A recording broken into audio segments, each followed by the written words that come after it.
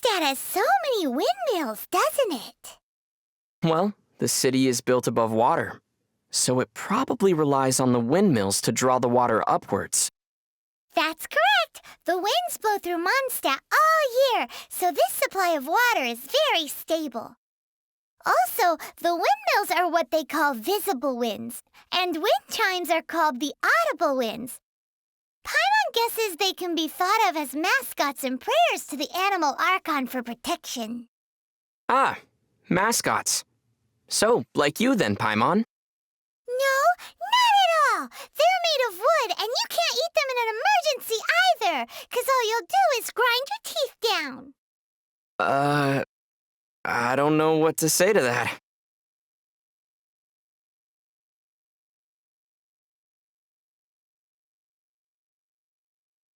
I've heard that if you give tavern owners a considerable tip, they'll be willing to give some information on the down low. You mean the angel share? But Master D-Luke seems like a very rich man.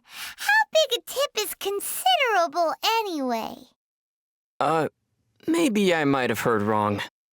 Or maybe I might have heard this rumor in another world. You sure have been to many worlds, haven't you?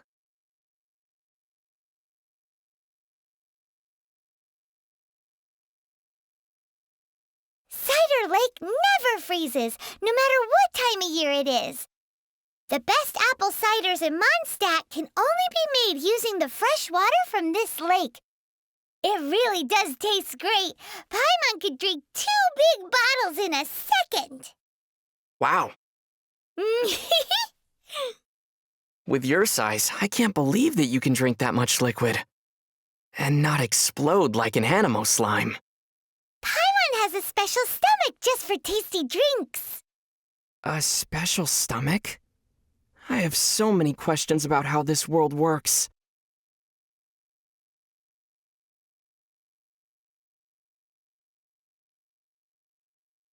About those books in the restricted section that Lisa mentioned.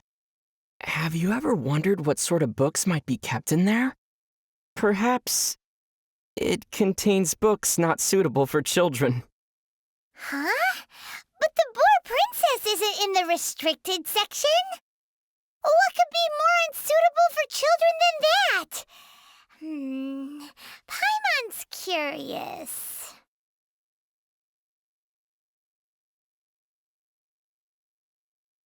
Paimon finds that hard work hardly works here in Mondstadt. Why do you say that? Just look at Huffman from the Knights of Favonius. He does his best at his duties every day. But the ever-relaxed Captain Kaya is his boss. But isn't Jean, who works the hardest, the acting Grand Master? Well, how about this then? Venti's the god of Mondstadt, and he's the laziest of them all.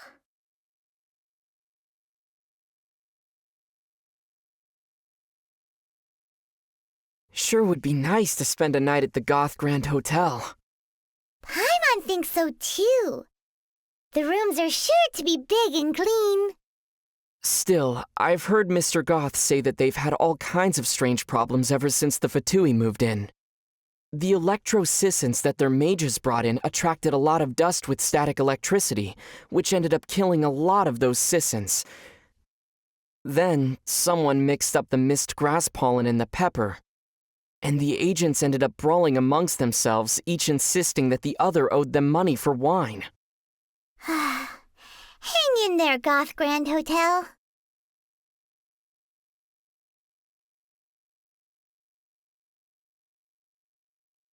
Everyone says that Mondstadt is the land of the wind. But I wonder which direction the seasonal winds come from. Why don't we ask Venti? He'll probably just dodge the question with a or something.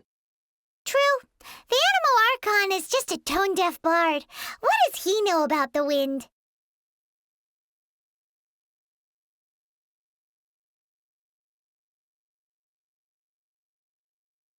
So here in Mondstadt, alchemy is practiced out on the streets? Is that so strange? In many of the worlds I've been to in the past, alchemy has always been a secretive art. Watching alchemy being practiced as a part of daily life is like being in a world where people have 3 stomachs. Paimon thinks only having one stomach is weird. Are you serious? What do you think?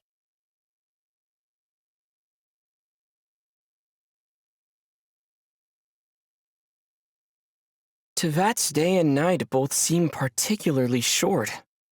The skies here are full of stars, but they aren't the same as the ones seen from my home. I wonder if the fates of people from Tevat are also related to their constellations. Oh? Do you know how to read the stars too? That's amazing! Not a lot of people outside Sumeru can do it. Paimon's curious. Come on, do a reading for me, quick!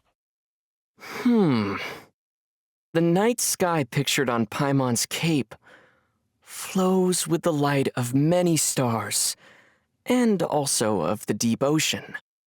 The movement of these stars tells me that, in say 7 days from now, In 7 days what?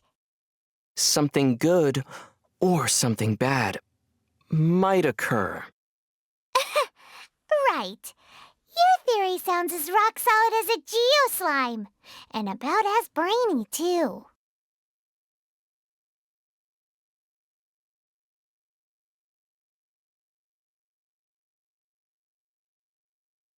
On the way back to Mondstadt after rescuing Dvalin, we finally got to see one of the 7 Archons, didn't we? It was interesting to see what kind of god he was. Haven't we known Venti for quite a while now? As Venti, yes. But still, this was the first time that we got to see him as the Animal Archon Barbados. Normally, he hides his true divinity behind the facade of a bard. What does freedom really mean when demanded of you by a god? That question that he asked Dvalin? I'm still contemplating that, you know?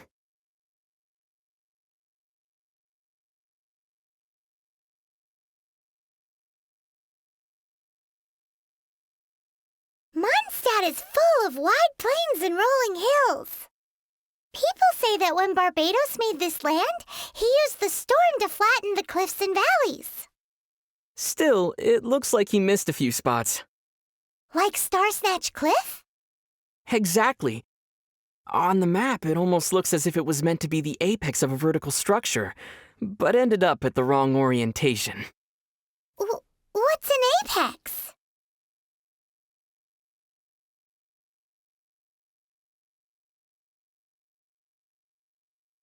Paimon's heard that couplets are a traditional art form in Liyue. If you can write a line that works as a second half to one that someone else has written, you'll be well paid. But linking the couplet is hard, so it's not easy money. Not only does the rhythm need to match, but the meaning has to as well. Care to give an example? Wind rises, winds never churn. But the sea of clouds always return. Not bad. Let's not waste time here. We've got some money to make.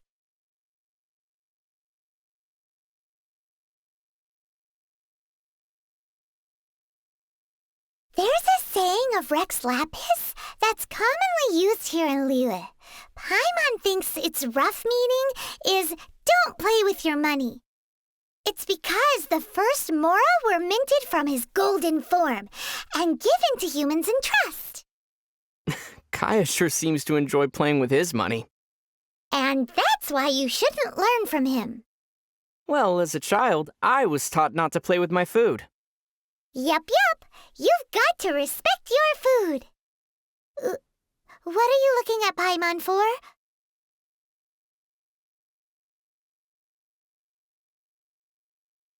Walk in 7 clockwise circles, then walk in 7 anti-clockwise circles. Then open your eyes. Are you sleepwalking? Nope. Paimon is just trying to see if that antique shop from Heart's Desire actually exists. Well, assuming that a shop in a story does exist, What would you like to buy, Paimon? A slime creator! Does such a thing even exist?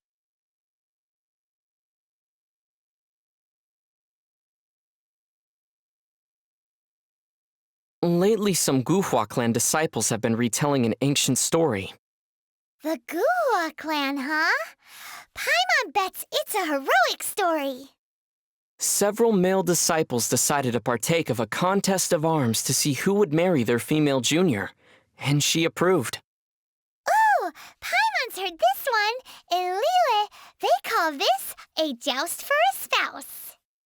But the night before the contest, she stole the eldest disciple's favorite sword. Aw, so she wanted him to lose. Poor guy. I know, right? Forced to use a sword he wasn't used to, the eldest disciple suffered a crushing defeat. Unable to accept this result, he fell to his knees and wept. Oh no, he must have really loved her, right? In the end, he was forced to marry her in front of everyone. Wait, so the loser had to marry her?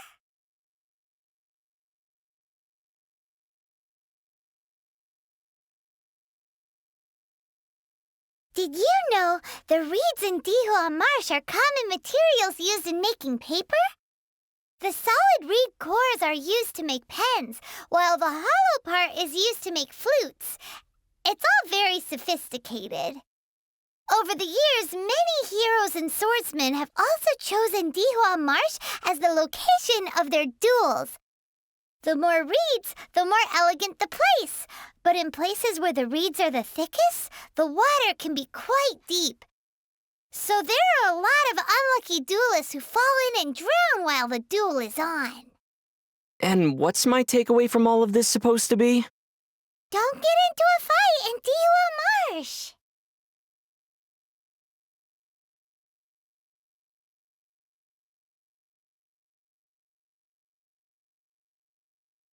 Paimon's heard that in Lille, people call the crane the gentleman bird. And do you know why that is? Paimon's not quite sure.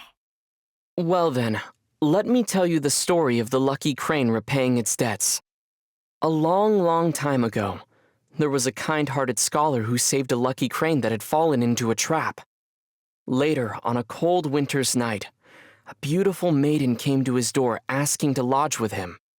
The maiden shouldered a greatsword on her back and taught all that she knew of swordsmanship to the scholar, supervising him as he studied day and night. Wow! Once he had finished his training, he went out into the wilds with the maiden to do good and fight for justice. 10 years later, the lucky crane took the form of a gentleman and finally came to return the favor, but discovered the couple had already lived out a fortuitous life. And that is the story known as the gentleman's 10-year debt. Ah!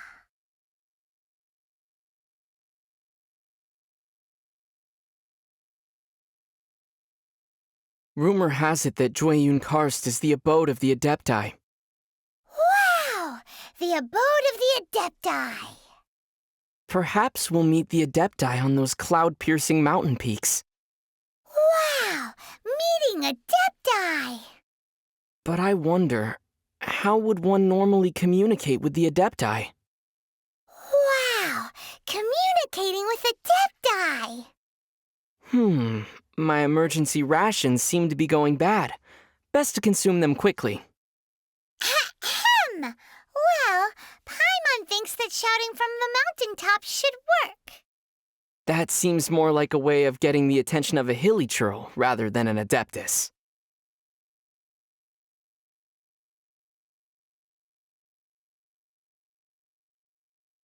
To think that the Geo-Archon had signed a contract with the Cryo-Archon.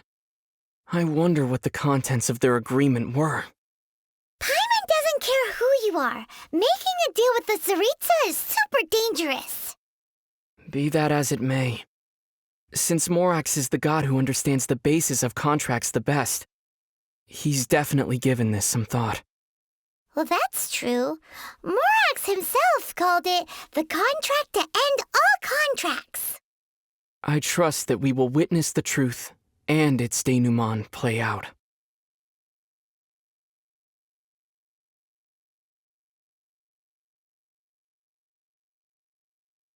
Well, come to think of it, while Rex Lapis enjoys visiting his people in private, he only descends officially once every year.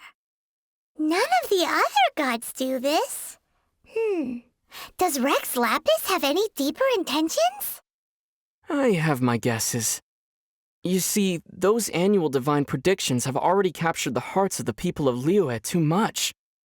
Round and around, they analyze and scrutinize every single word, finding limitless hidden meanings within them. What do you think would happen to Liyue if such predictions were available every day? Paimon gets it now. Paimon would be offering Rex Lapis's favorite snacks to him every day. If you could just get Mora straight from Morax's hands, who would ever need to do a day of honest work? You made some logical leaps, but that's basically how it is.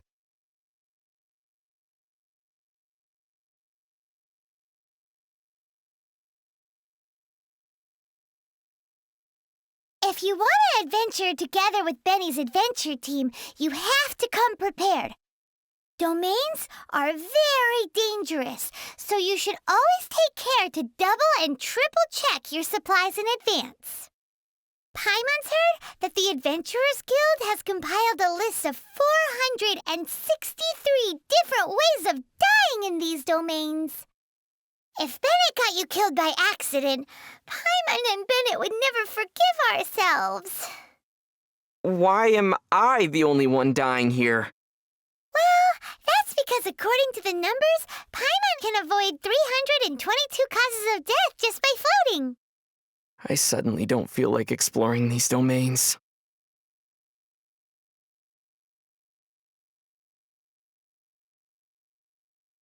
I've heard that Albert, being the leader of Barbara's fan club, sometimes gets bumps and bruises on purpose so he can go to the cathedral to see her. Paimon feels the Knights of Favonius should keep a closer watch on weirdos like that. But it seems that a month later, Albert discovered that Bennett was managing to see Barbara far more than he was. Well, Bennett does have the natural advantage when it comes to getting injured, after all. What is this? A Let's Bother Barbara contest?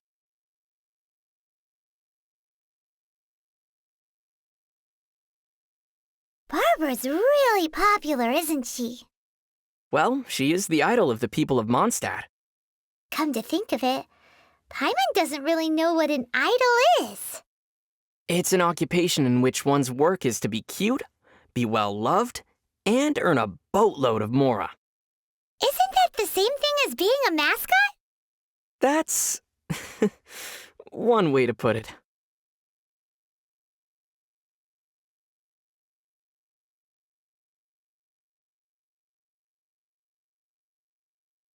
Lisa and Amber feel a bit like sisters.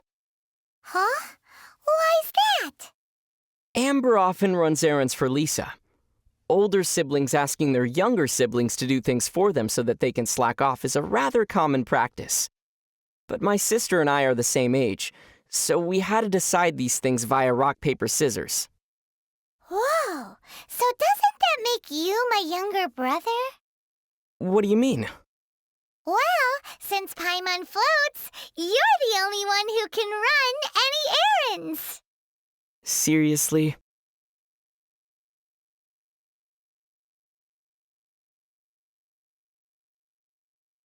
Paimon, have you ever seen what Kaya looks like under that eye patch?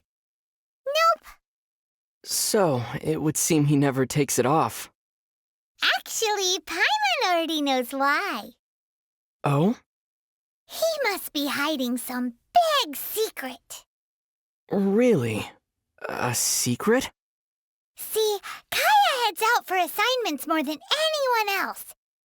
So the skin under that eye patch has to be way lighter than the rest of him.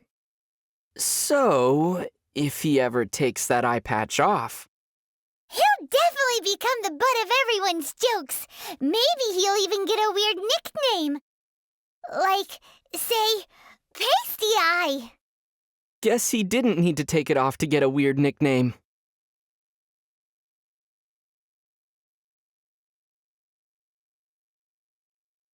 Strange. What's wrong?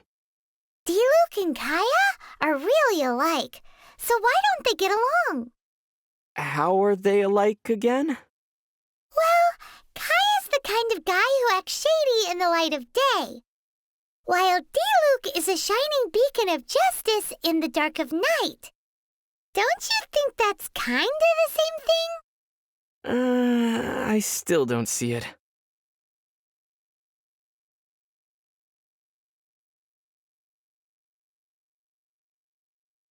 If one hilly churl could be, say, 3 wild boars, then how many hilly churls would it take to reach the fighting prowess of Master Jean and Master Diluc?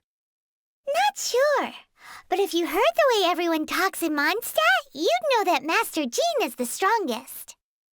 I'd say that if Diluc strikes first, Master Jean wouldn't be able to counter. Oh, she'd find a way. There's no way. Master Jean's elemental burst is really strong, you know. Yes, but that field would also make Diluc stronger.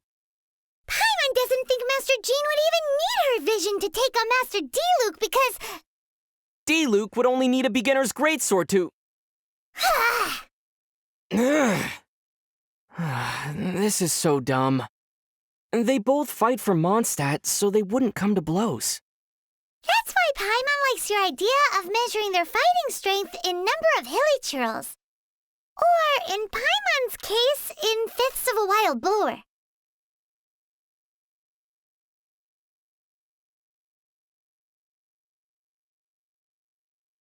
You know what a brush is, right? Of course. Kinda like pens, but with animal hair at one end for calligraphy, right? That's correct. They say that finely made brushes sell for high prices among Liyue's merchants. So, would you like to make some too? Uh-huh. But wild wolves are too fierce, so we should use Razor's fur to make brushes instead. Razor's fur is all downy and soft. It'll definitely make great wolf fur brushes. We can make lots of more like this. Brushes made like that would conduct electricity. I'm not sure we could use them. Besides, Razor isn't a wolf, nor are wolf fur brushes made from actual wolf's fur. Huh? Why are they called wolf fur brushes then? Well, does Cider Lake look like it's full of cider to you? You have a point.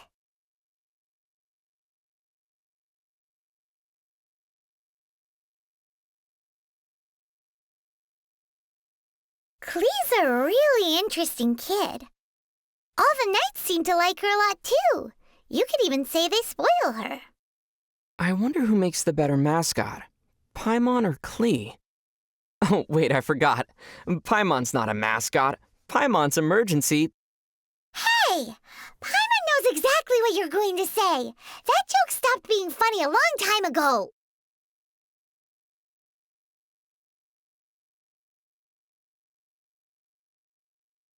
It's time for Paimon's Little Life Tips. Little life tips? In Mondstadt, if there's something you can't fix, or there's something you can't get clean no matter what you do, if you ever run into something you can't handle yourself, you just need to shout this name into the skies. Noel! And everything that's troubling you will be swept away in an instant. So this is one of the tricks to living in Mondstadt. Pretty impressive.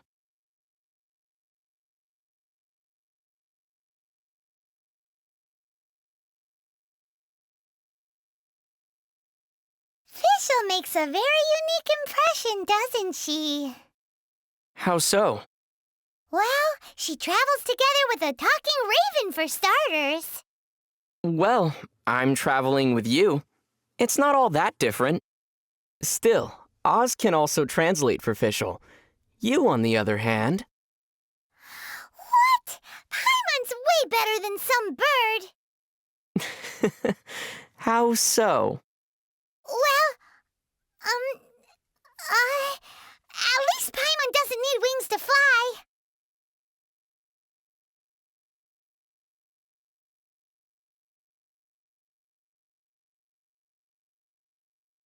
Speaking of Fischl, she also claims to be a visitor from another world. We're similar in that way. We even bring a pet along with us. Pet? Now wait just a minute here. But her raven, Oz, he looks cool and is polite to boot. More importantly, he can both scout and fight. Very useful indeed. Maybe I should make arrangements with Fischl to trade companions once in a while. For, say, a week or two at a time. It should be quite interesting. Hey! Doesn't Paimon get a say in this?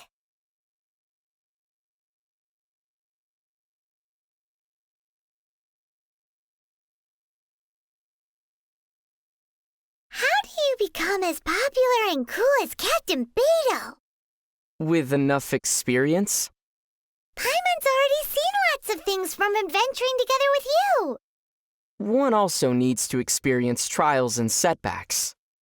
Paimon almost drowned that one time. Maintain an inspirational disposition. Uh-huh. Paimon's always rooted for you. One must also have a mature outlook towards problems. Hey, are you just trying to say that Paimon can't make it?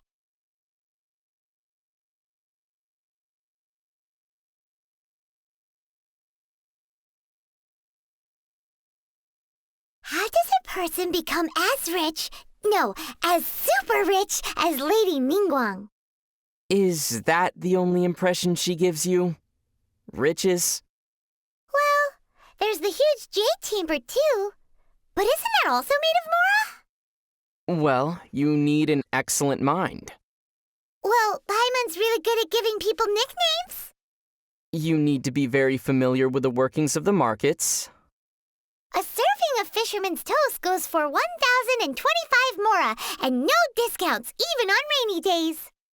You also need to be willing to work really hard. Okay, then. So, how do you make friends with a really rich person? Wait, you're giving up already?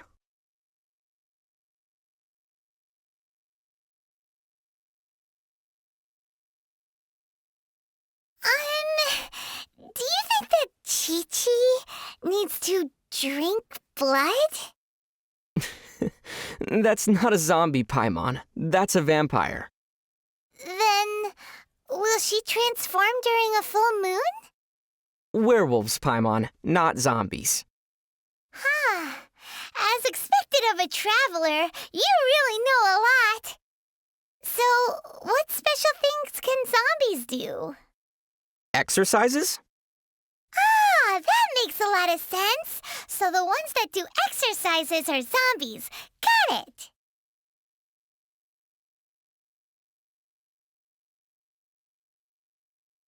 Come on, Paimon will teach you how to fly.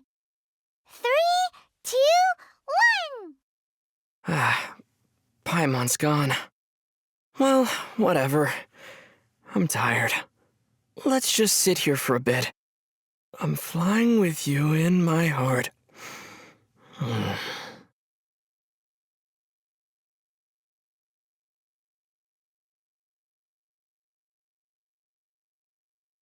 What sort of slime do you like the most? Pyro slimes, I suppose. You can feel their warmth just by getting close. That's something you'll need in the winter. That's very practical, as expected of a traveler. What about you, Paimon? Paimon likes them all. They're all very tasty. Tasty? Turning slimes into bubbly, lovely, jubbly meals is the Paimon special. Well then, I suppose that's one more thing I can eat before you become emergency rations, huh, Paimon? Paimon would rather not be on that list at all.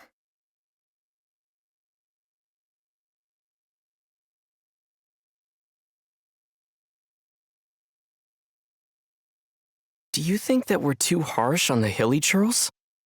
Well, sometimes we really do seem like children who just can't resist kicking the hornet's nest. I think we're doing more than just kicking it.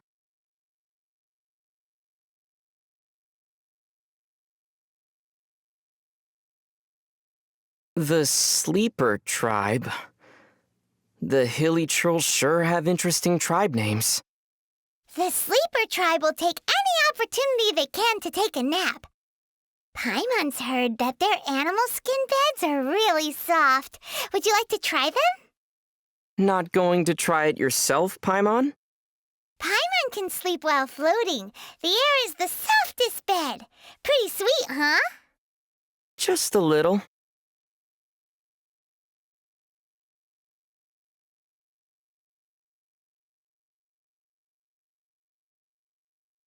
The Meaty tribe? These hilly churls pick the funniest names. The hilly churls of the meaty tribe make regular sacrifices. The altars they build are really huge. What do they pray for? For meat to eat every day. It's an awesome wish, isn't it? I suppose I should have expected that answer.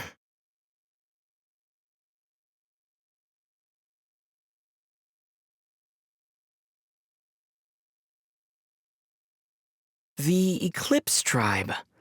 So the hilly churls have normal-sounding tribe names like these too. The hilly churls of the Eclipse tribe are really mysterious. All the hilly churls of that tribe can draw an eclipse symbol. But rumor has it that only the Dada Sama churl of the Eclipse tribe knows why the eclipse symbol is so revered within their tribe. An eclipse symbol. Did you say something? I was asking you what sort of soup you'd like to have tonight. Can't stop thinking about food, huh? Seems like you'd be more at home in the meaty tribe than the Eclipse tribe. But anyway, Paimon wants boar soup. Thanks!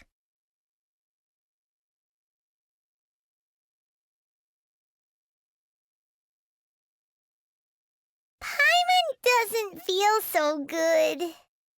What's the matter? Paimon hasn't opened a treasure chest in so long. If this keeps up... Ooh. If this keeps up, you'll one day get caught in a hunting trap with a single Mora as bait. Hey! Paimon floats, so that'll never work.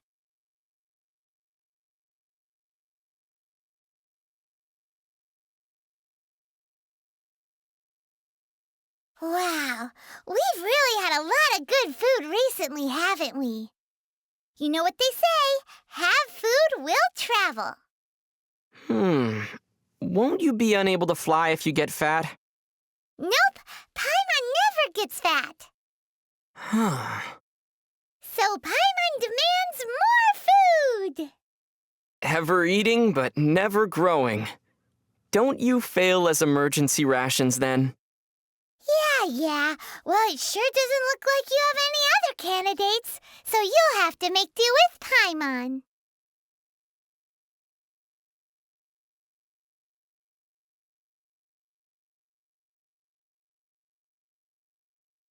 Which do you like more, cats or dogs? I prefer Paimon. Aw, that's cheating. Wait, no, Paimon's not a pet.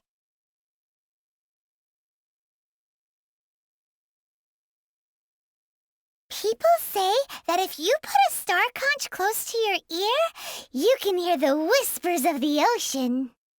Do you want to give it a go, Paimon? No need. Paimon just heard it. Oh? And what did the ocean say?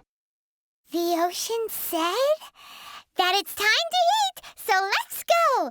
Paimon wants some fisherman's toast.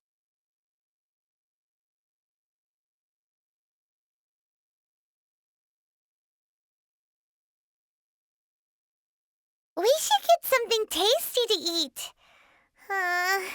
But Paimon doesn't want to have to go get it.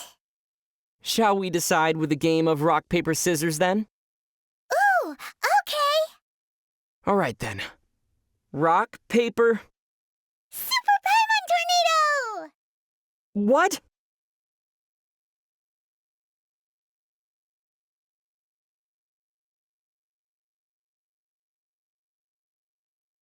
Phew. Paimon's been working so hard recently. Any ideas on how to relax? Sleeping? Sleeping's boring. Reading? Paimon will get dizzy. Having a chat with some friends? Ugh. But those are all things that require thinking. And not thinking is more relaxing. And thus the Paimon paradox, famed in the histories of philosophy in Tevat, was put forth.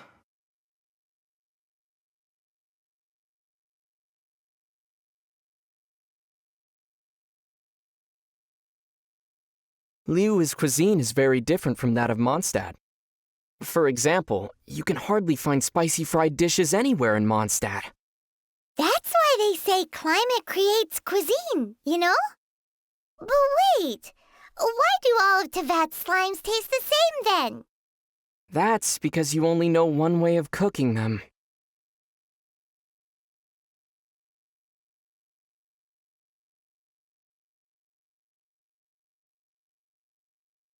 Wow, a weasel thief's backpack can really hide a lot of mora. Well, it's because weasels by nature enjoy collecting shiny objects. Paimon's heard that the origin of the weasel thieves has something to do with the treasure hoarders. Also, aren't crows the type to collect shinies as well? Paimon wonders if Oz has a secret stash of mora that he collects behind Fischl's back. Well, now that you mention it, Paimon, I wonder, do you? Nope, nothing here. You won't find any mora in Paimon's shoes. No way.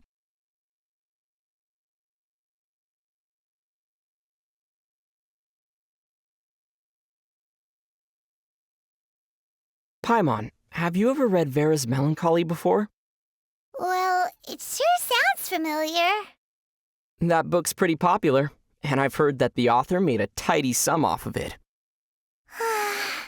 Paimon would love to make lots and lots of mora. It's decided then. Paimon will write an adventure story as well. A Tale of Adventure by Paimon? Correct. It'll be a story in which the brave traveler defeats the dragon, saves the world, and then sits down with his reliable companion for 10 servings of sticky honey roast. 10? Uh-huh. A happy ending attracts the readers after all. It's decided then. We'll call it Paimon's Happiness. Wait, what?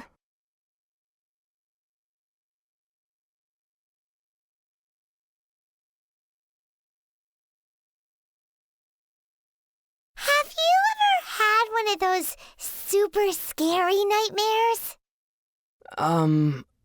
I've dreamed of falling through endless darkness without a wind glider.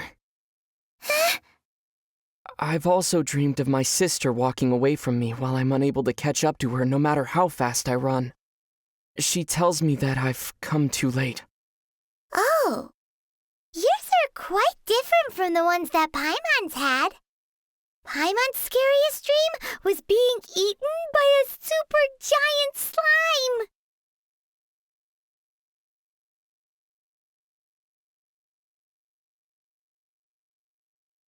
Where do those treasure-chasing Seelie come from, I wonder? Maybe they grow out of the ground. Or maybe they fall from trees. Well, Paimon doesn't know where they come from, but where there are Seelie, treasure's not far away. Still, why do I feel a certain sadness every time they touch those treasures? No, it's probably just my imagination. Well, if you don't want the treasure, Paimon can hang on to it for you, free of charge.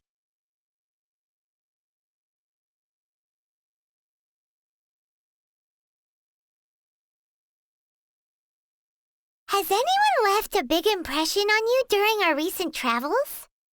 For Paimon, that's Sarah. Timmy. Huh? Why him?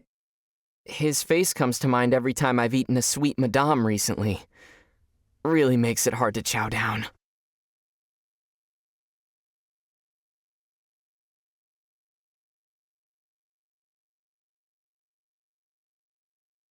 You learn new things so quickly. You've already got such a good grasp of Tevat's language. You're a good teacher, Paimon. Who knows? Maybe the quality of your nasty nicknames will improve someday.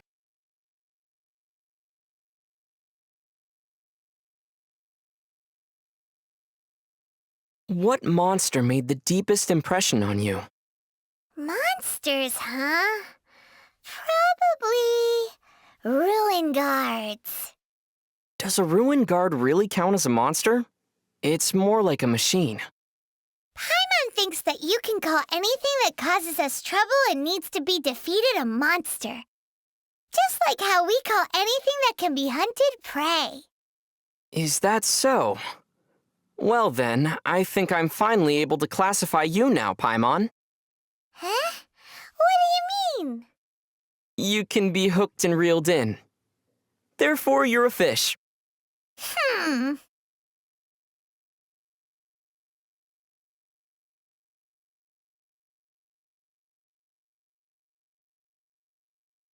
Hey, do that again! You know, that thing! Which one? The one where you make your weapon disappear with a swish, and then whoosh! You make it appear behind your back again! Oh, that? Haven't you seen that a ton already? But Paimon hasn't figured out how you do it yet. Could you explain it? Well, can you explain how you suddenly appear in front of me and then disappear just as suddenly? Well, Paimon seems to have always been able to do this, but Paimon doesn't know how. Precisely. I believe that the art of putting my weapon away follows the same principle. Maybe it's this similarity that makes us such good friends?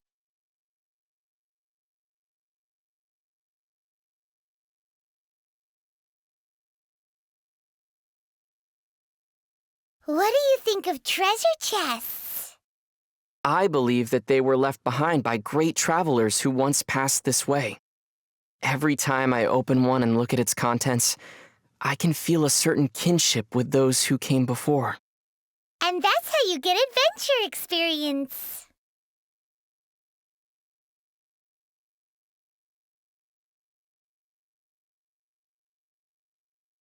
Look into Paimon's eyes. Something the matter? Kaya said that people's eyes will betray them. He can tell if someone is telling the truth or not just by looking into their eyes. Huh. Paimon loves fisherman's toast. That should be the truth. Well, that's also because you love everything that can be eaten. Speaking of looking into people's eyes, I remember one gaze that left a particularly deep impression on me. Whose gaze was that? A ruin guard's. Really made me want to poke its eye out.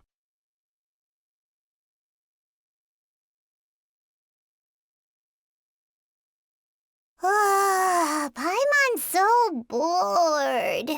So tired. Well, since we're bored either way, want to imitate the other knights for fun? Huh? Isn't that a bit disrespectful? I see you already have the knightly virtue of modesty and politeness. Very impressive. Hey!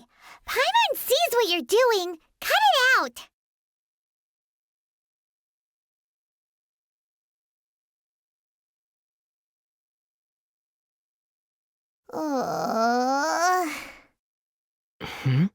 Are there pigeons around?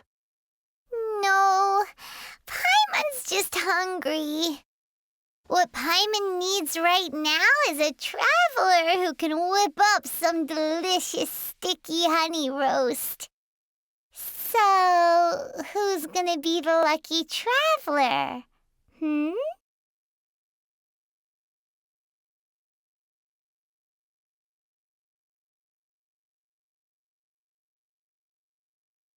It's hard to talk about the recent events in Inazuma and not mention the Vision Hunt decree. But you don't have a vision, so you don't have to worry about losing one. On the flip side, if you are caught by the Tenryou Commission, you also can't surrender your vision in exchange for your life. I can tell them that you are my vision. Another reason to have Paimon around. Wait, what? Don't worry, I wouldn't let them take you, Paimon. That's more like it. We'd just go to jail and suffer punishment together. Well, if that's how it would go down, then maybe you should hand me over to them. Wait a minute! How about we just don't get caught in the first place?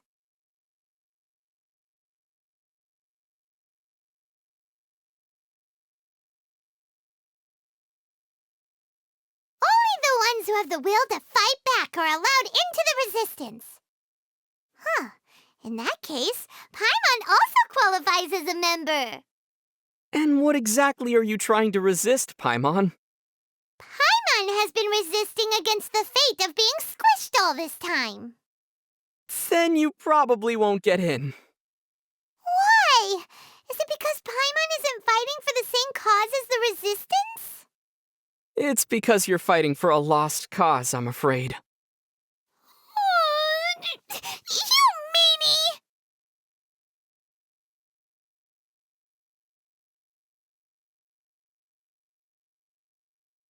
Kamui Cannon? Kamui Juicy Cannon? Kamui Jimmy Cannon? Ugh, what a mouthful. What are you reading, Paimon? Look, it's the super weapon the Shogunate army has constructed nearby to protect Tatarasuna. Kamui Jima Cannon! It looks really powerful. And yet we didn't see it do anything while we were in Tatarasuna. It seems like the resistance knew how strong it was, so before formally waging war against the Shogunate, they had covertly occupied this place. But this Kamui Jima Cannon needs either special ammunition or electro to work, so it's no use to the resistance. The Shogunate army put so much time and effort into creating this weapon, Paimon really wants to see the extent of its power. If all you need is an electro user, perhaps I can help. That's right! Now we just need something that would serve as our cannonball. Huh? Why are you giving me that look? Hey!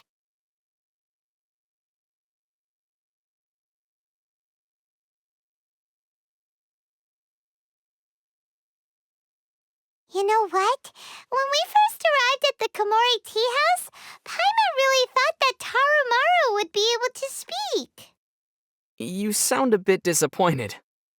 Of course! If Tarumaru could speak, Paimon feels that he'd say something really interesting.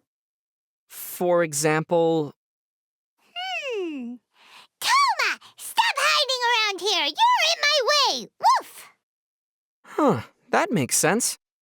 Or, Kozue! You're bound to me for the rest of your life unless our contract is terminated! Woof woof!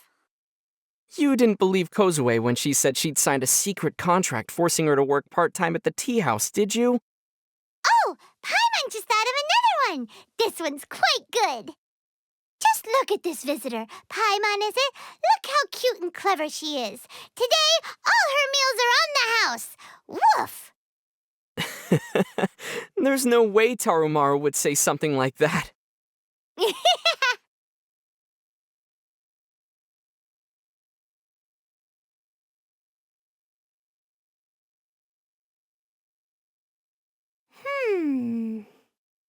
What are you mulling over, Paimon? Do you remember Goro's fluffy ears? Paimon really wants something like that. Oh! Or maybe horns similar to the ones Ganyu has!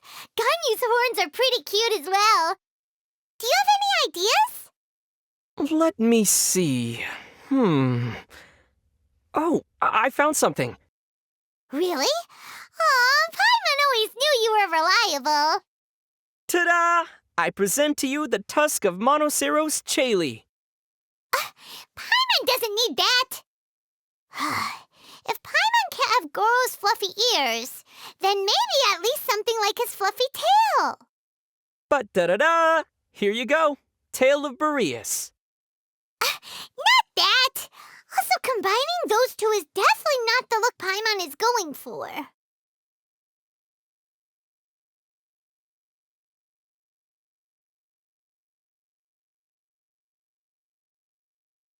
It's amazing that Inazuma has places like the Yai Publishing House, which specializes in publishing novels. They even host competitions. Wow.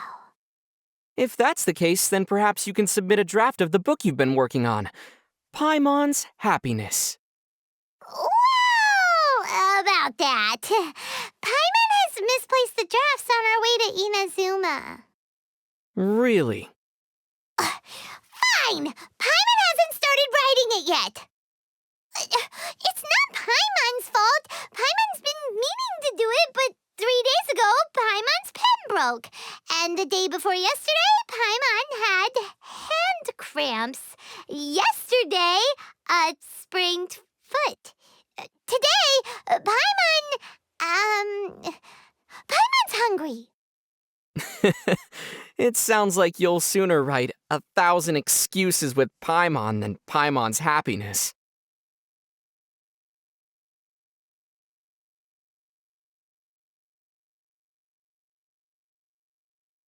Kazuha is a free spirit, wouldn't you say? Yeah, he seems to be a bit of a loner, too. Being able to explore the world at his leisure while savoring the beauty of everything around him, that doesn't sound too shabby. You aren't thinking of sneaking off to go on a solo adventure, right? I would never leave you, Paimon. Aw, Paimon's really happy to hear that. Here, have this. Monthly food expenses?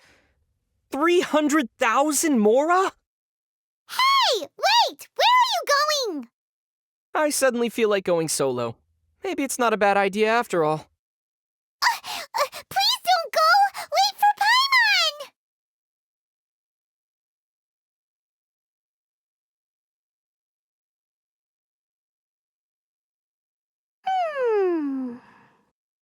Paimon, you look so serious today. That's because Paimon's thinking about serious things. Paimon's jealous of people from wealthy and influential families. They have an endless supply of mora and mountains of delicious food to eat. I can't disagree. Those are exactly the things you're fond of. But after getting to know Ayaka better, Paimon realized that a young lady from a noble family can also have her share of hardships. She needs to shoulder her clan's duties and responsibilities. She works so hard and has very little time for herself. Ayaka must be exhausted.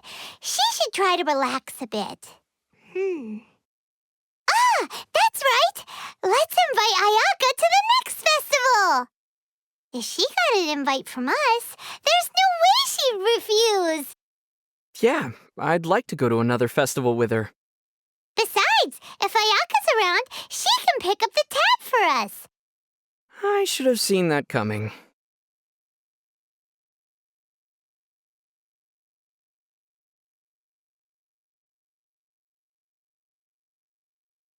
Ayaka gives a sense of noble elegance with every gesture she makes. Can you do an Ayaka impression, Paimon? Let's give it a try.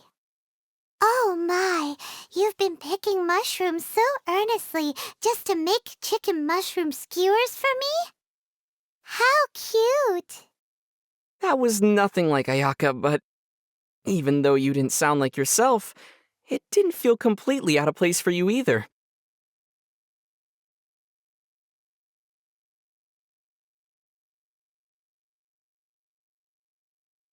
It's a well-established tradition that during Inazuman celebrations, everyone's wearing festive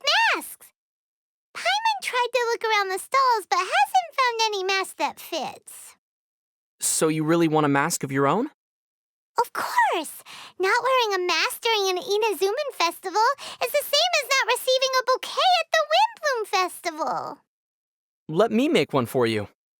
Whoa! You're the best! I wonder what kind of mask will fit you best. How about a slime mask? Yay! Paimon slime!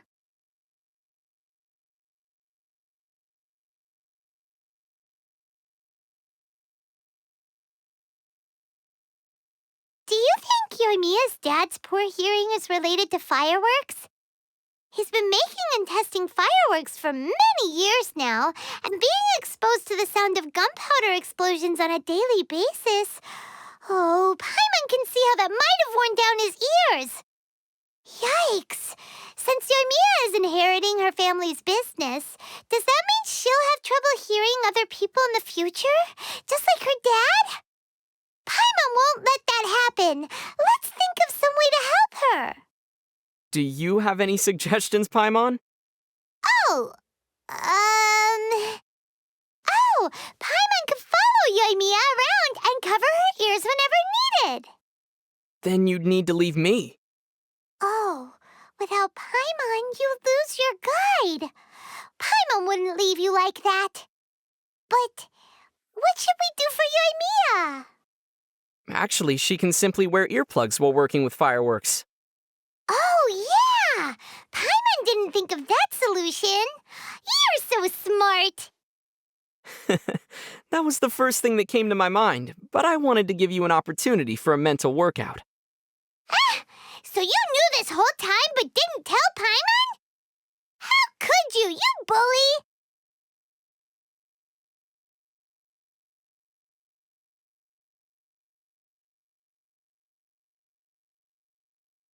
Sayu seems to have a lot on her mind. Paimon can't understand why she'd have so many worries. I guess this is what they call growing pains. Paimon can't relate to that. After all, it's not Paimonly to worry too much. Bad news! We're almost out of Mora! I guess we'll have to tighten the purse strings for the next few days. What? No! See? You're not as carefree as you thought. Oh, how could you break Paimon like that?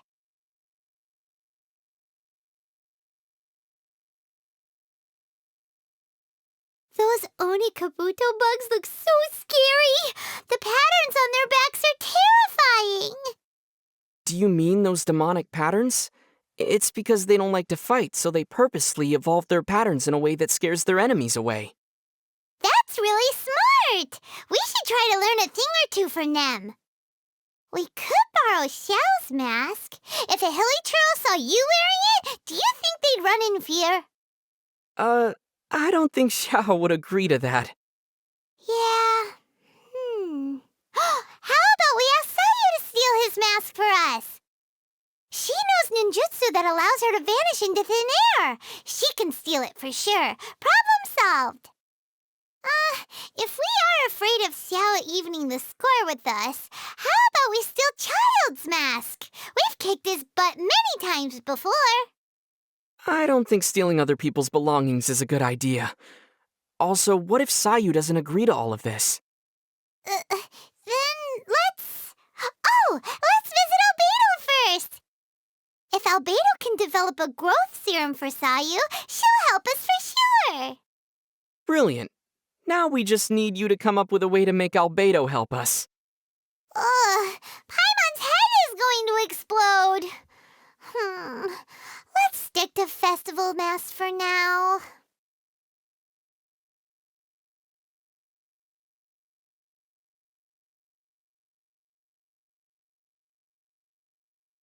Even though knotweed has a flower-like structure, its petals are in fact leaves. Its actual bloom is rather fragile, so the surrounding leaves try their hardest to grow strong and protect it. Just like Paimon is protecting you right now. Just like you? Oh, is knotweed edible too? Yeah, that's right. Wait, what are you trying to say?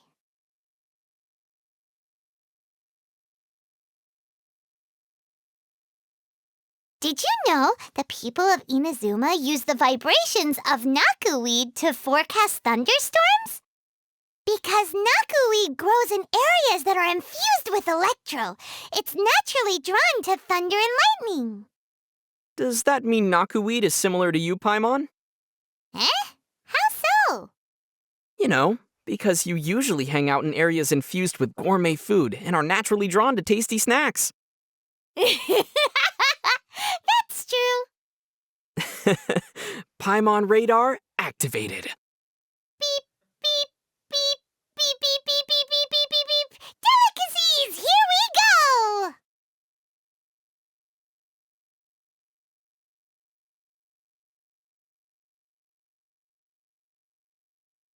The blossoms drifting down from the sacred sakura are so dazzling. Paimon heard that those flower petals can stay suspended in the air for so long because of being infused with electro. Is it the same principle behind your levitation abilities? That's because... You do know what allows you to fly, don't you, Paimon? Paimon can fly because of, mysterious powers, obviously. Got it. Seems like you have no idea. How about we let Albedo do some research? He's good at cracking such mysteries. Please don't.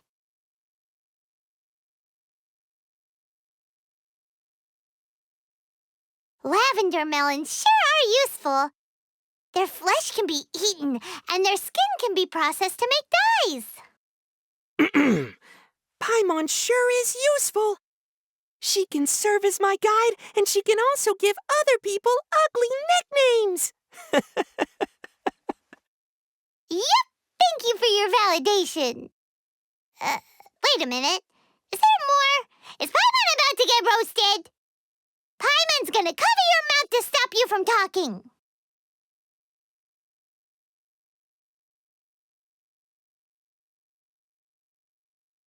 Have you noticed?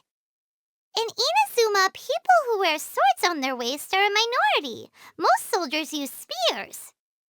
Could it be that swords are a symbol of status? Should we wear them as well?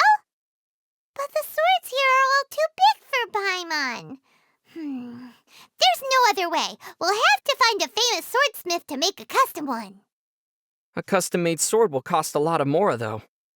Are you saying that Mora is more important than the desires of your lovely companion? Actually, I've already prepared something for you, Paimon. Really? Really? Let's have a look! Hey, isn't that the knife we used to cut fruit? Well, at least it's the right size for you. What matters isn't the value of the sword, it's the fighting spirit. Nice try, but Paimon won't fall for this, no matter how cool it sounds.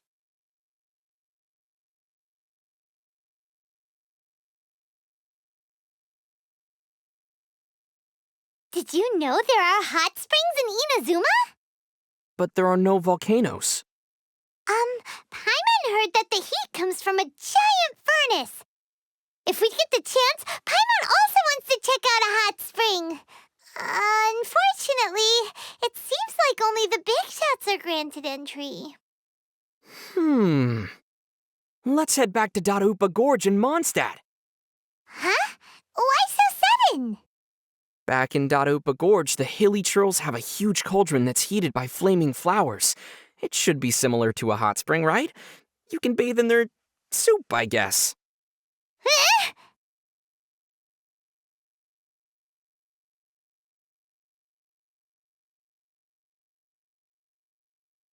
In Inazuma, it's customary for parents to choose a lucky name for their child. Those names symbolize everyone's expectations and wishes for the child, like prosperity, wealth, good health, and safety. Because of these expectations, parents often pick extra long names and cram all sorts of blessings into them. So, hypothetically, if one day a little girl fell into a lake on her way back home, then her friends might rush to her house and tell everyone, "Something bad happened!" Oh, what happened? Osvaldo Hrafnavines, Prinzessin der Verurteilung, Fischl von Luftschloss Narvedort, come quick! Centennial genius astrologist Mona Magistus has fallen into the water! Mona falling into the water doesn't sound like an emergency situation, though. Precisely. The fast-swimming Mona would come back home around the same time her friends are done saying her name.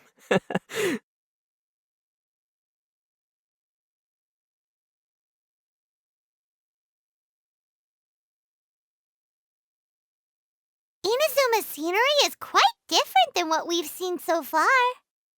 Yeah, Inazuma's an island nation. Before the invention of boats, how did the people living on different islands communicate with one another? According to Yoimiya's dad, they probably use smoke signals to transmit information. Or they would Yeah? commission people who could freeze the water surface to travel between the islands and deliver messages. Whoa! If Kaya had lived in Inazuma back then, he would have been even busier than Master Gene now!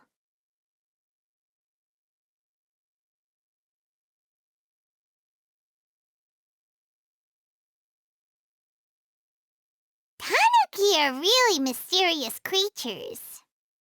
I think they're really cute. Yeah, they're cute until they start talking. I wonder. If you couldn't talk, would you appear to be more mysterious and noble? Are you trying to mock me?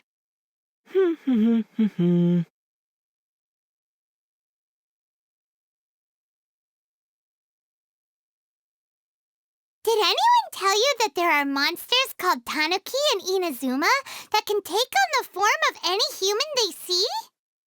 I heard such rumors before. They must know some mysterious transformation techniques. What if one day a Tanuki tricked you by transforming into Paimon? Oh no, Paimon's worried now. No worries. I'd surely be able to tell the difference. Wait, you're just concerned about my Mora, aren't you? Of course! No! Paimon's only concerned about your safety. Stop looking at Paimon like that! Look, just think about it. If there were two Paimons, how would you find out which one is the real one?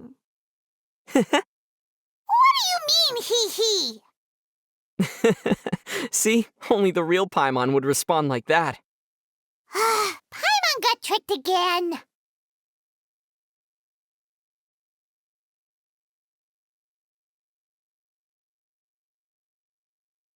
We've been passing by a lot of small shrines lately, but none of them seem to be dedicated to the Electro Archon. They were probably built for lesser deities. The people of Inazuma believe that everything around them has a spirit, and those spirits will help them in their time of need. Oh, so the people make shrines for them and give them offerings. Yeah, in a way, it's a form of prayer and a token of appreciation. Paimon gets it now. Let's find Ayaka and have her put up a shrine for us. If we do that, we'll be able to get lots of offerings as well. Paimon's so happy. Is that an acceptable thing to do? What's wrong? Haven't we been helping out everyone this whole time? We may be doing an even better job than those deities. You do have a point. But when I picture people placing flowers or fruits in front of a shrine for me, it doesn't feel right.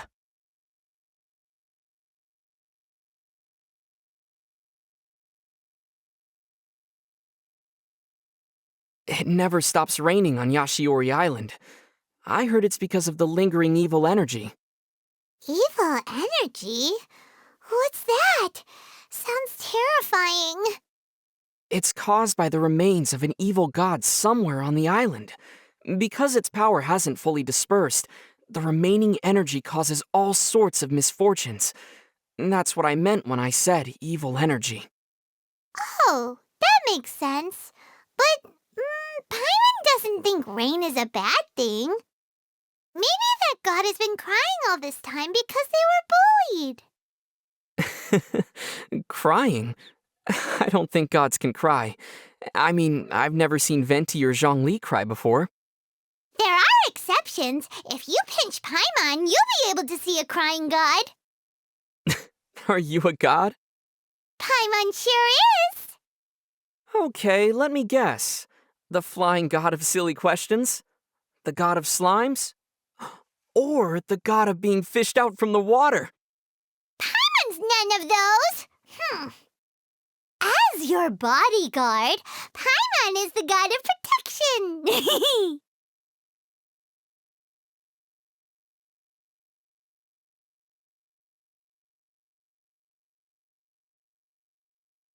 In Hanamizaka, there's a place called the Bantan Sango Detective Agency. Paimon remembers. It's the one run by Sango and Ryuji, right? Everyone speaks highly of them. I heard that they frequently get caught up in strange incidents, and some places have banned them from entering their premises. Paimon thinks that's undeserved. After all, Sango and Ryuji have helped a lot of people. Would you invite them if you were organizing a dinner party? What if halfway through the meal, one of the guests suddenly shrieked and collapsed onto the ground? If that's the case, then Paimon thinks it's a bad idea. Paimon suddenly feels that hanging out with them could be dangerous. Well, that's the price you pay for being a famous detective.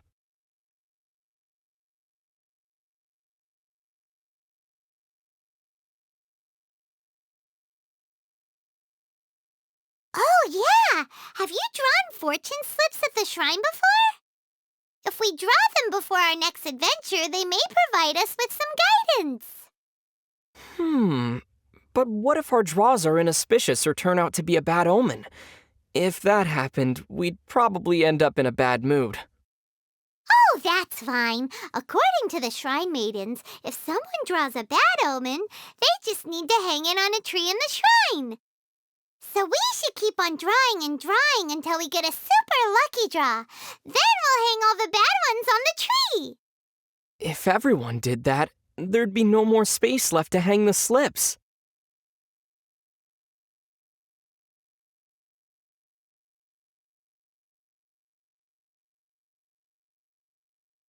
Muso no Hitotachi is amazing! It can beat any enemy with a single slash!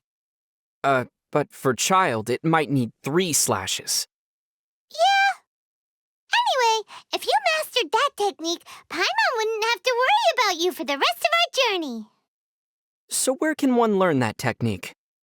Yeah, where can one learn that technique? Quit looking at Paimon like that! Oh, okay. Paimon will keep an eye on you during our adventures.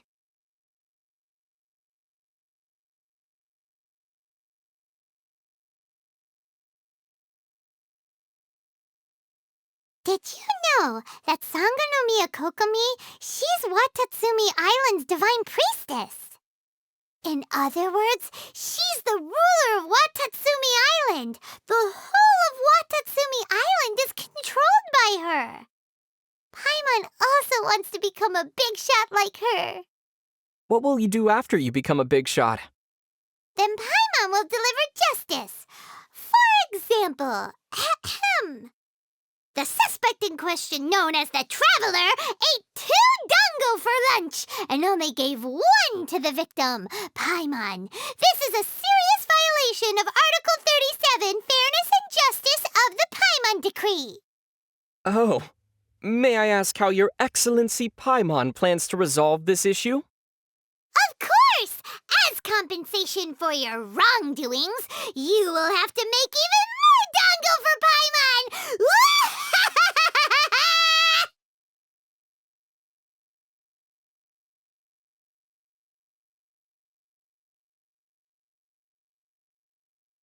Paimon wonders what the previous shogun was like. It appears that she was a person who understood the fleeting nature of things and accepted the inevitable fate of departing this world one day. After all, realizing the fragility of things in front of you makes you treasure them even more. This way of thinking must have influenced Inazuma's aesthetics. This world is transient. People come and go. The fun times we shared, our companionship, And the delicious foods we got to savor.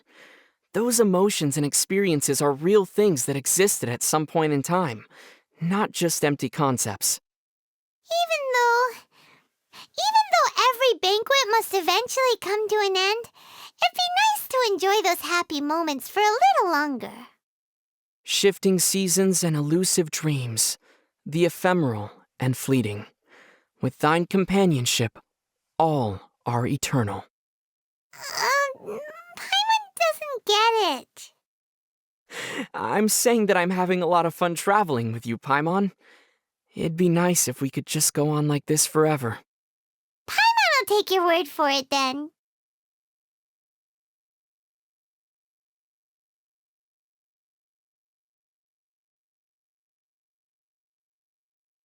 The clothes that the Shrine Maidens wear are quite unique. I heard that after the Sakoku decree is lifted, Yae Miko plans to run a rental service where people can try on Shrine Maiden outfits as a tourist attraction in various places. Combined with the latest camera technology from Fontaine, it seems like a real Mora maker. Oh. The Shrine Maidens in the Grand Shrine even asked me if I knew any pretty girls who are willing to become models. All they need to do is dress up in a Shrine Maiden outfit and smile to the camera. They even asked me to be a model and said all I needed was some makeup. What? I immediately shared this idea with Rosaria. I feel like they can do something similar at the Church of Favonius with the garments they wear. Wait, I don't think that, Sadly, Rosaria found the idea of it too troublesome. maybe it's for the better.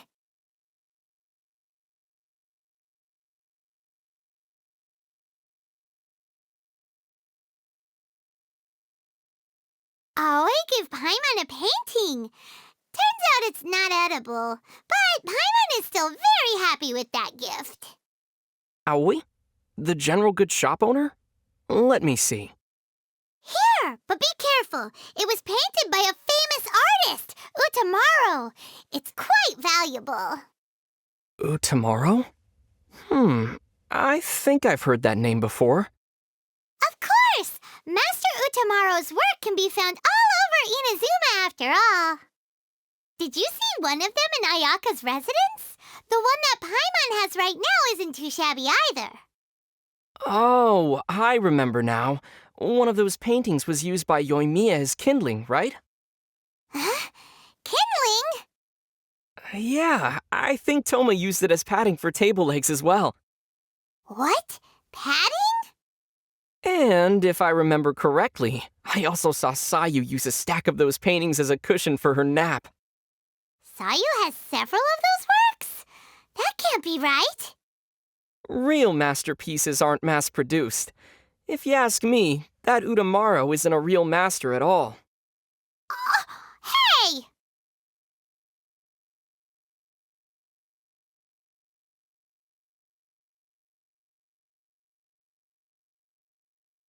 The Komori Tea House is doing surprisingly well. They have a great number of visitors every day. Oh, we should also open a tea house! Paimon feels it'd be really profitable. Well, if we do end up opening a tea house, then you're gonna be the boss for sure. Huh? Deal! Paimon didn't think that you'd have so much faith in Paimon's abilities. Paimon will make sure to be a responsible manager and make our shop the best tea house in Tibet. I don't think it'd need to be managed. Do you remember Taromaru? Yep, he's the owner of the Komori Tea House, right? A lot of the clients go to the tea house to play with him rather than drink tea.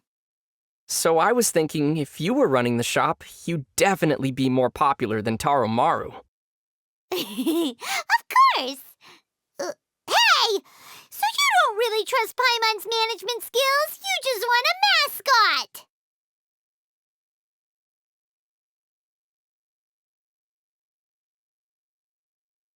With the abolishment of the Vision Hunt decree, I guess the Sakoku decree will be the next one to go. Here's hoping that everything goes well. Let's encourage everyone to hold on for just a bit longer. Yeah. If we get the chance, let's find Atsuko and tell her that the sakura trees in her homeland are blooming. How is that supposed to comfort her?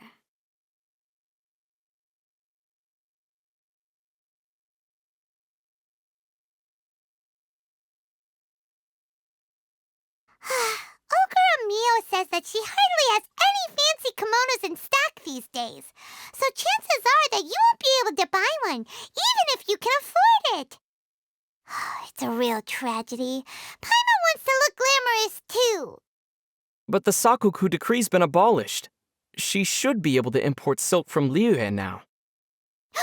You're right! Great! So there's hope for Paimon's kimono dream after all! Just imagine it. Paimon emerges from Ogura's shop wearing a custom-made, pure silk, one-of-a-kind kimono. Total transformation! This Paimon's going places! No longer just a sidekick in the legendary Traveler's Adventure story. Oh no. Say hello to Paimon the Elegant, wearer of fine silks and fated friend of heroes. Wouldn't that be amazing? It would, wouldn't it? What I'm hearing is you want me to pay for your new wardrobe. Exactly! You read Paimon's mind. See? That's what being fated friends is all about. So Paimon was thinking 7 different styles, one for each day of the week. Still not sure on the specific designs, though. Let Paimon think. Suddenly I'm not so interested in buying.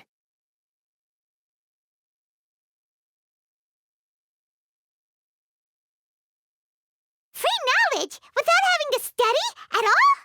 Canned knowledge is amazing! Could Sumeru have canned knowledge about the different customs of the 7 nations, too? If so, Paimon could just open a can every time we get to a new place. Paimon wouldn't have to explain things ever again!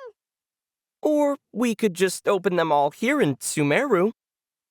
But traveling wouldn't be any fun without surprises to look forward to. Ooh, plus, if we open them all here, I wouldn't even need Paimon as a guide anymore. Okay, scrap that idea! No more canned knowledge! Let's save our mora for something else! Something like... Oh, tipping Paimon for guide services! Seems fair, right?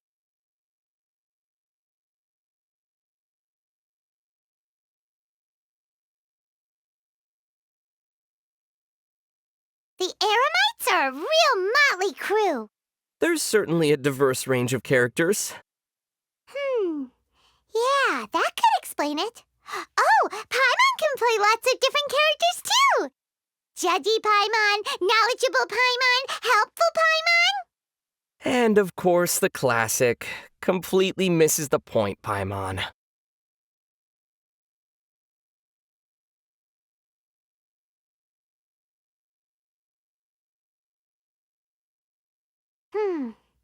Have you noticed something? People in Sumeru don't seem to have a lot of faith in Lesser Lord Kusanali.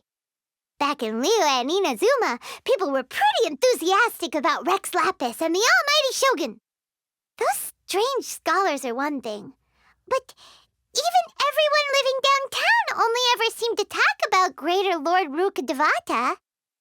Yeah, and the most delicious mushrooms are said to be Greater Lord Rukkhadevata's blessing. Speaking of which, lots of the dishes in Liyue are said to have been taught and approved by Rex Lapis himself. Aha! So as long as a god blesses their people with delicious food, people will worship them. If their name is Paimon, sure. Huh? Wait, so what do you believe in then? Me? Paimon, of course. That's right.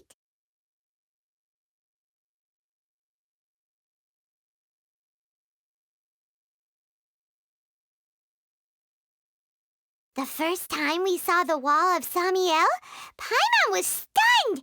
It seems to go on forever. Well, it was built to protect the entire rainforest, after all. And it's so tall. Who knows if you'll be able to climb all the way to the top? I doubt it. Also, why do I have to climb it exactly? Because it's right there. Even so, no. The wall of Samiel is right there in front of us. I know, but it's way too... But it's the wall of Samiel! Fine, I'll go, okay?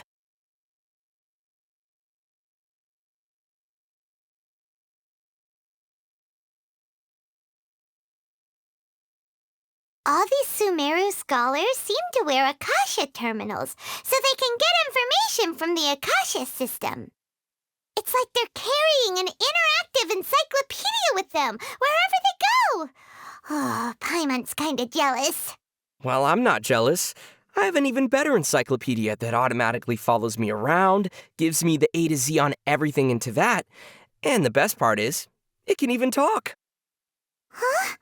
Was that a compliment? Aw, you're making Paimon blush. Paimon definitely doesn't know as much as an encyclopedia. A to Y at most. Well, you know, maybe if you ate a little less, you'd have room for Z, too. Hey!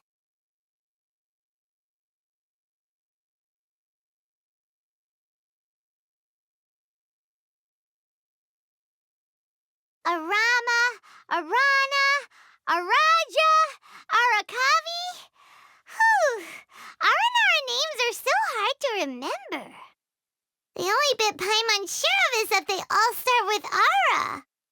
Right, so if you were an Aranara, your name would be Ara Paimon.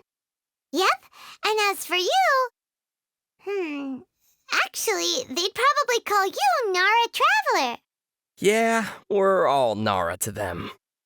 So, if there was someone whose actual name was Nara, what would the Aranara call them?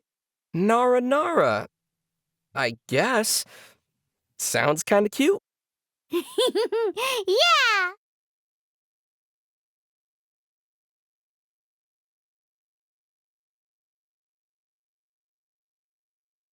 For some reason, the Aranara's food all tasted a little too, how to put this? A little too fresh. It's totally different from what we usually eat. Yeah, but their ingredients are top quality. Yeah, that's true.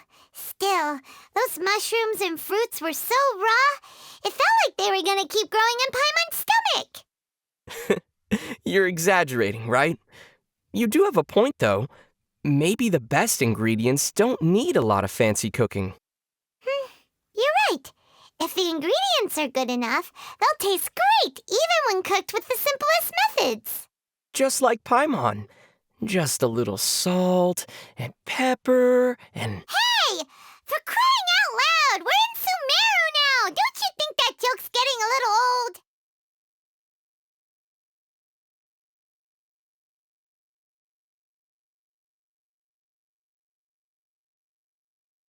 How did a genie that big get into Dory's lamp? Only one way to find out. In you go, Paimon. Not a chance! There's no way Paimon would fit in there! Okay, well, if you want, you can be the genie of the Serena Teapot instead. Ooh, great idea! Paimon's down! You seem pretty excited about this. Yeah! Paimon's been wanting to try this for ages! Poof! Didst thou summon me, O traveler from a distant land? Come on! Now you have to grant Paimon 3 wishes! Paimon's first wish is, bring Paimon lots of delicious food! Hey, you're not supposed to be the one making wishes.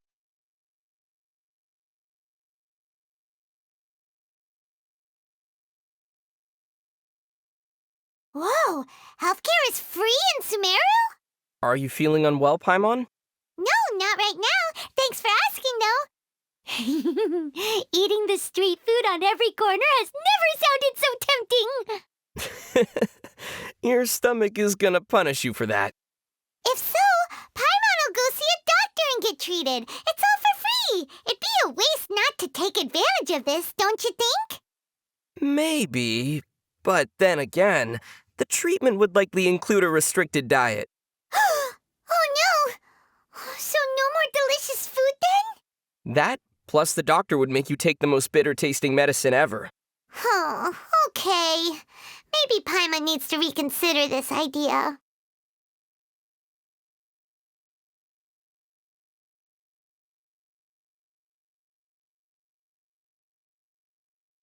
So many people in Sumeru want to become scholars. Motivated by this ambition, they all study really hard to try and achieve it. But Paimon bets that the first ever scholar didn't set out to become a scholar. So what do you think the first ever scholar's ambition was?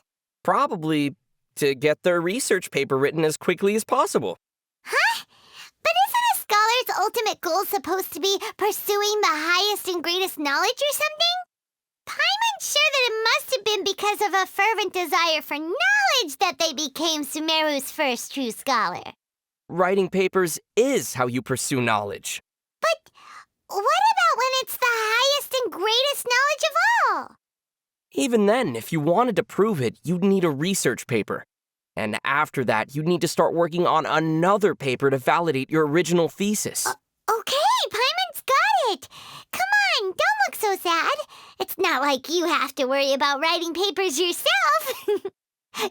You've never had to write a paper before, right?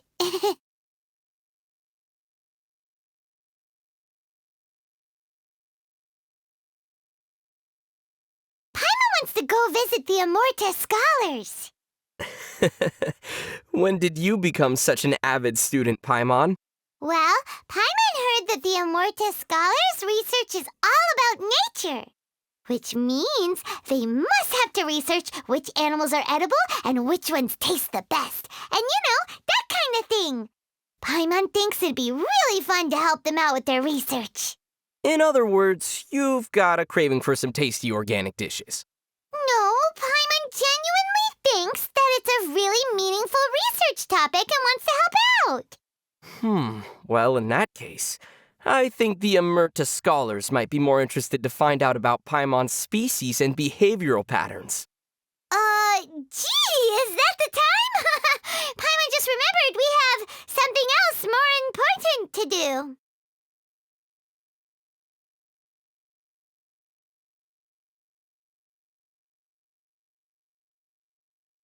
Sumpter bees are adorable. Paimon likes how the people who keep them give them each a special name based on their most distinctive traits. For all we know, the Sumpter Beast might be giving each of us a name in return. Maybe that's how they respond when we call their name. Really? So what kind of name do you think they'd give us? Moo. How is anyone supposed to understand that? A rough translation would be vociferous, pestiferous, molliculus, niveus, microbipedal. That's the scientific name, of course. Oh?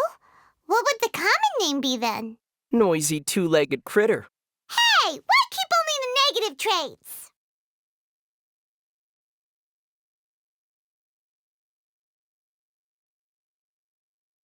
There are 6 Darshans in Sumeru.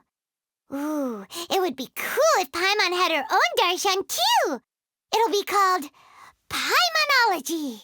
What wisdom would Paimonology stand for?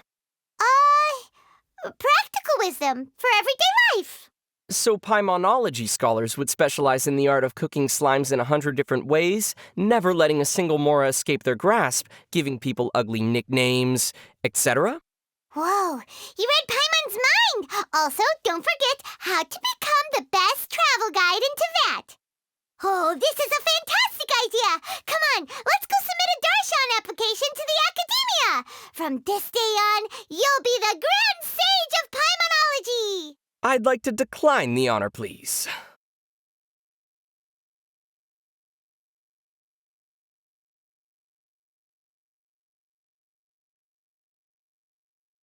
Did you know that there are all kinds of strange shroomkin in Sumeru? Oh yeah, here's a fun one. Legend has it there were some forest boars who couldn't live without mushrooms, and the two species gradually formed a symbiotic relationship with each other. Now they're known as shroom boars. Whoa, that's a lot like us. Paimon can't live without you either. If you can't live without me, that means I'm the shroom and Paimon's the... Hey, wait a second!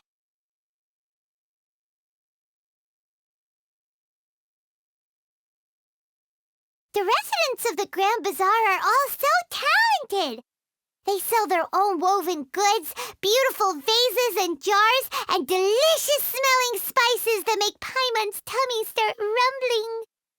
And they all sing and dance really well.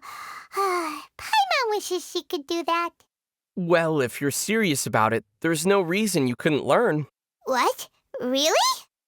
Well, for starters, you have a natural advantage when it comes to dancing. You won't trip over yourself or accidentally step on someone else's foot. Oh, yeah! Paimon always forgets how useful flying can be. All right, then, let's go boost a move at the Grand Bazaar and watch everyone shower Paimon with admiration. Aha. So that's what this is about.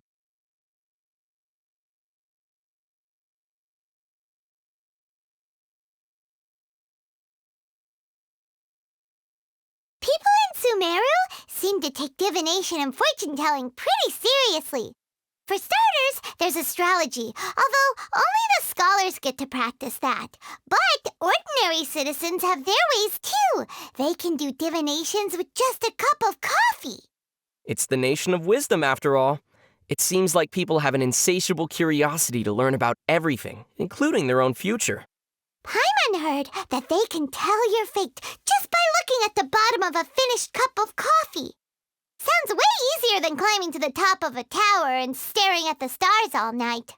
Oh, so you're interested in learning your fate now?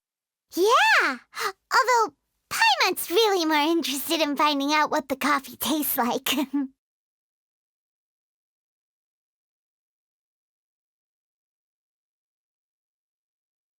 Khadivan and Nisa kept talking about poor Biruni this and poor Sina that.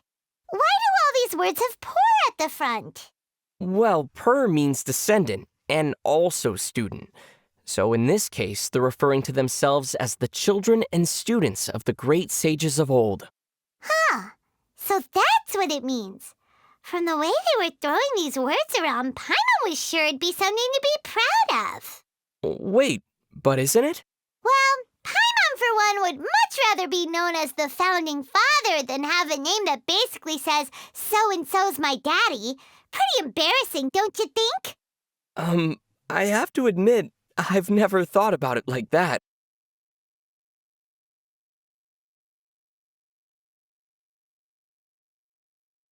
It's not only Sumeru locals at the academia, huh? There are students from other nations, too.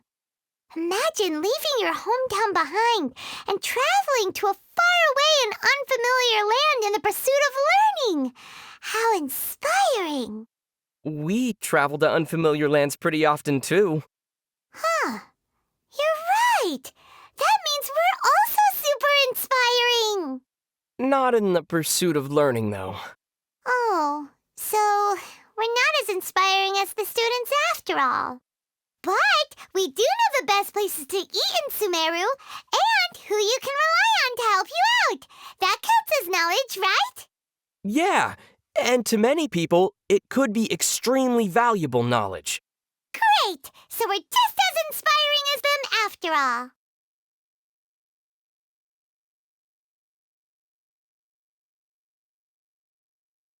The whole of Sumeru City is built on top of a giant tree. How amazing is that? We've seen lots of incredible trees on our journey, haven't we?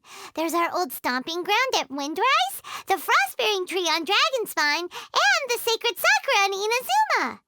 Sumeru's tree doesn't seem to have a fancy name, though. People just call it the Divine Tree. Sometimes the most important things have the simplest names. Really? Maybe you have a point. Long names would be kinda inconvenient if you had to say them every day.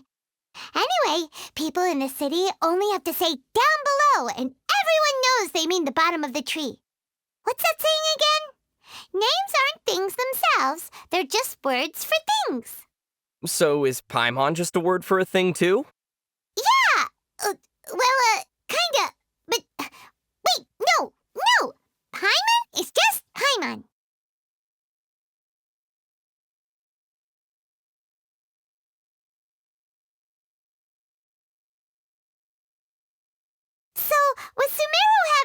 many scholars in different darshans, do you think they end up arguing a lot? You know, just like the rivalry between Lee cuisine and Yue cuisine in Liyue. I'm sure they do. Conflict between different schools of thought is the most normal thing ever. As the Liyue martial arts novels say, wherever there are people, there will be conflict. Wow, what a line! That's heavy. But the scholars in Sumeru probably don't duel like Liyue martial artists, right? Maybe they settle things with a game of Genius Invocation TCG. Oh, good point! A duel of wits. Paimon can just imagine it. When one scholar can't convince another in an argument, he takes out his deck of cards, calmly sits down opposite his opponent, thinks for a moment, and then secures his victory. That does sound like something that would happen in Sumeru. The game ends, and the winner says, "Good game," as a sign of respect to his opponent. After that, both sides are back on good terms. Saying that would probably only escalate the conflict. Huh? Why?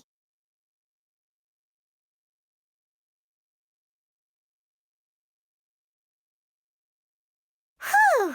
Port Ormos definitely has a different vibe to Sumeru City.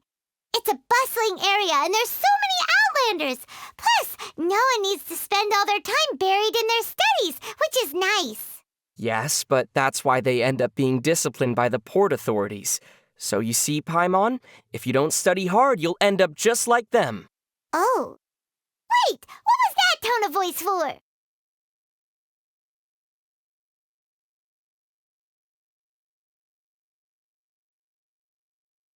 Port Ormos is built on the ruins of the fortress of the Alliance of the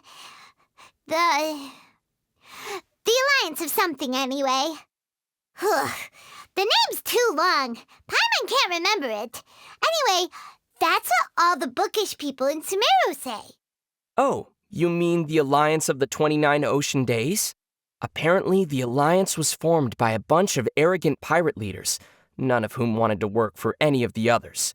They fought and looted each other constantly, causing endless chaos in coastal Sumeru. Finally, one day, they decided to enter into an alliance with one another and divide power equally between themselves. The members of the alliance were called Days. Oh, and so after that, there was no more fighting and no more stealing, so everyone could get along happily and make a boatload of more together. Right? Right? Well, presumably that's what they were hoping. Huh? Before long, they were forming factions again, and the infighting between them escalated into the biggest internal battle they'd seen yet. Their fortress at Port Ormos was completely destroyed, and all the Days were done for. What? Following that, an unprecedented period of peace finally came to Port Ormos, and the area began to develop into what we see today. Huh. So the Alliance was just a bunch of dumb bad guys.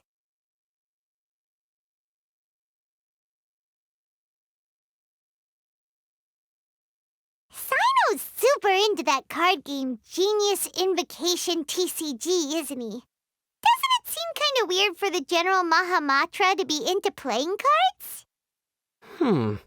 Not when you consider his hairstyle. Huh? What has his hairstyle got to do with it? When you're playing a card game, the fancier your hairstyle, the more distracting it is for your opponent. What's going on with this guy? How did he manage to shape his hair like that? When your opponent's mind is consumed with thoughts like this, you'll quickly gain the upper hand.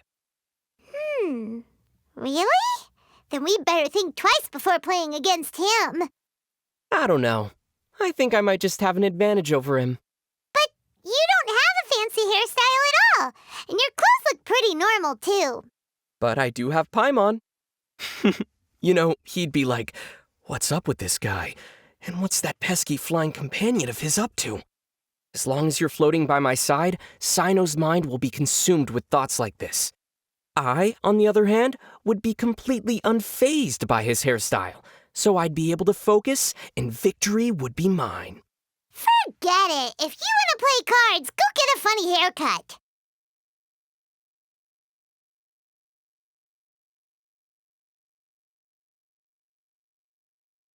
Curry, curry in the air. Hungry children, it's time to come home. Curry, curry in the air. Wow, good job! So you remember the tune as well. Good job to you too, Paimon. You sing really well. That's because Paimon's got a great plan. Have you heard this story? Once upon a time, there was a hairy hound who was given meat to eat whenever the Sama churls started dancing. Eventually, the hairy hound started drooling whenever it heard the sound of dancing. Whenever we hear the curry song, we get curry to eat. So all Paimon has to do is learn the song by heart, and then in the future, whenever Paimon is craving a big bowl of tasty curry, all she has to do is sing it. Hey, aren't you gonna say something? Curry, curry in the air. Hungry children, it's time to come home.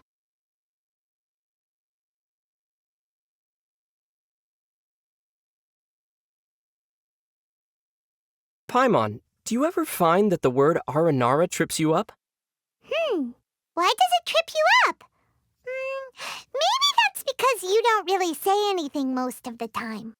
Unlike Paimon, Paimon has to talk all the time, so she never gets stuck on words. Okay, well, try reading this then. What is it? Let's see here. Arana the Aranara exercises Aurora Kalari in the nearby area. Narana the Nara picks Padisaras in a parallel area further afield.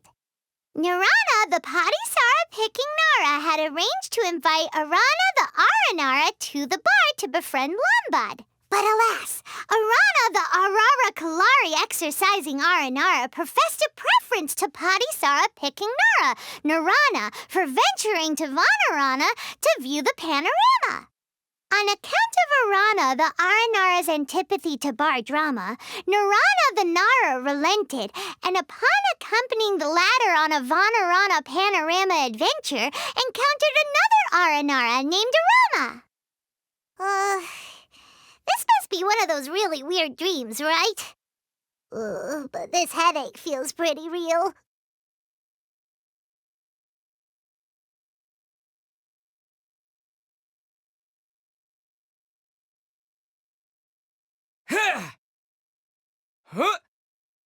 Windblade! Terra Smash! Take this! Lightning Slash!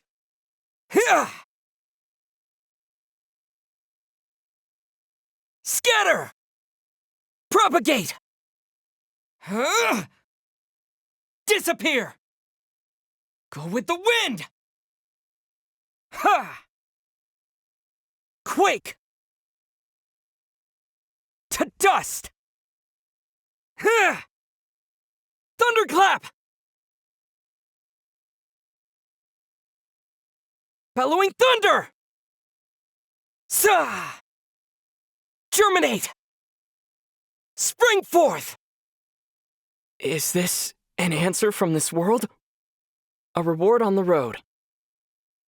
I'll keep this close. Let me at him! Look out! This is not the end. Maybe I wasn't meant for this world. Just what will we come across this time? This world is full of unsolved mysteries. There's still a long road ahead.